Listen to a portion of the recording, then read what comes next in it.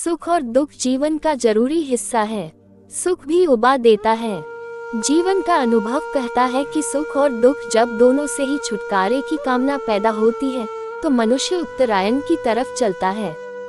उत्तरायण की तरफ चलने का अर्थ है कि मनुष्य अब मुक्ति चाहता है, कोई अनुभव नहीं, क्योंकि सभी अनुभव बंधन हैं। सभी अनुभव बंधन हैं, चाहे वे दुख के हों और चाहे सुख के, और चाहे अशांति के और चाहे शांति के।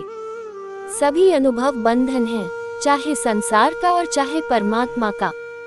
सभी अनुभव बंधन हैं, क्योंकि प्रत्येक अनुभव से अंततः छूटने का मन हो जाएगा। अगर आपको ईश्वर भी मिल जाए और आप उसके आलिंगन में हो, तो कितनी देर लगेगी जब आपका मन करने लगेगा कि अब छुटकारा कब हो। अब हम हटे कैसे। रविंद्रनाथ ने एक छोटा सा गीत लिखा है कि खोजता हूँ प्रभु को जन्मों जन्मों से, कभी उसकी झलक दिखती है, कभी दूर किसी तारे के पास उसकी आकृति दिखती है, कभी उसकी छाया दिखाई पड़ती है। लेकिन जब तक उस जगह पहुंचता हूँ जहाँ उसकी छाया थी, तब तक वह और दूर जा चुका होता।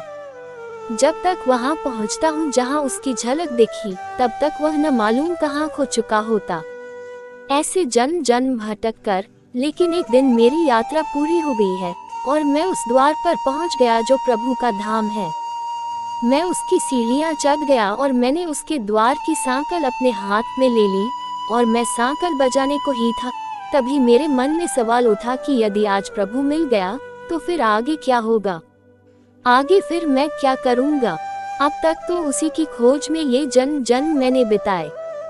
मैं व्यस्त था, मैं दौड़ रहा था, मैं कुछ कर रहा था और कुछ पा रहा था। होने की, बिकमिंग की एक लंबी यात्रा थी, उसमें मैं रसलीन था। मंजिल थी आगे, उसे पाने में अहंकार को तृप्ति थी। लेकिन अगर आज प्रभु मिल ही गया तो कल, फिर कल नहीं होगा, फिर कोई भविष्य नहीं, फिर कोई आशा नहीं, फिर आगे कोई मंजिल नहीं। तो रविंद्रनाथ ने लिखा है, मैंने वह सांकल आहिस्ता छोड़ दी कि कहीं कोई आवाज न हो जाए और कहीं द्वार खुल ही न जाए। मैं अपने जूते हाथ में उठा लिया कि कहीं सीढ़ियों से लौटते वक्त पैरों की ध्वनि न हो जाए और कहीं द्वार खुल ही न जाए। और मैं जो भागा हूँ उस घर से, तो मैंने फिर लौटकर नहीं देखा।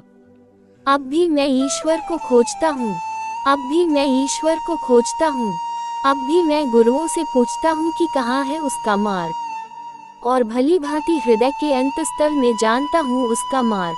अब भी मैं पूछता हूँ कि कहाँ है उसका घर, और भली भांति मुझे पहचान है उसके घर की। लेकिन अब मैं उसके घर के रास्ते से बचकर ही उसे खोजता हूँ कि कहीं वह मिल न जाए, कहीं वह मिल न जाए। हम जो चाहते हैं जब वह मिल जाता है, तब जितना दुख उपलब्ध होता है उतना चाहते क्षण में कभी भी नहीं हुआ था। असल में चाहत कभी दुख नहीं देती, उपलब्धि दुख देती है। जिसे हमने चाहा, अभागे हैं हम अगर उसे पालें, भाग्यवान हैं अगर पाने से बच जाएं।